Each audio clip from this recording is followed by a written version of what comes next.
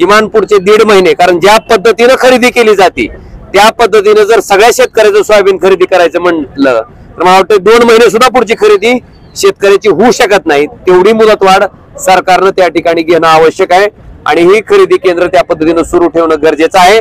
आणि नुसतं खरेदी केंद्र सुरू ठेवून जमणार नाही, तर त्याच्यासाठी आवश्यक असणारा बारदाना असेल, त्याच्यासाठी अधिकारी त्या ठिकाणी उपस्थित असणं असेल, मला वाटतं ह्या सगळ्या बाबीची दक्षता घेणं गरजेचं आहे.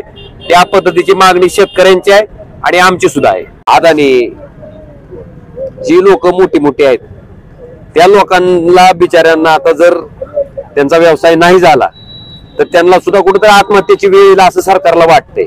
म्हणून ते काय करते, अदानीच्या सिमेंटच्या पोत्याचा भाव 200 रुपये होता, आता 200 आहे का? आता किती विकायला लागलेत? किती ना? आता 350 पोतं विकायला लागलेत. मग अदानीला का म्हणत नाहीत की 350 का विकायला लागला सिमेंटचं पोतं? महागाई वाढते, फक्त शेतकऱ्याच्या मुळावर मात्र सरकार उठते.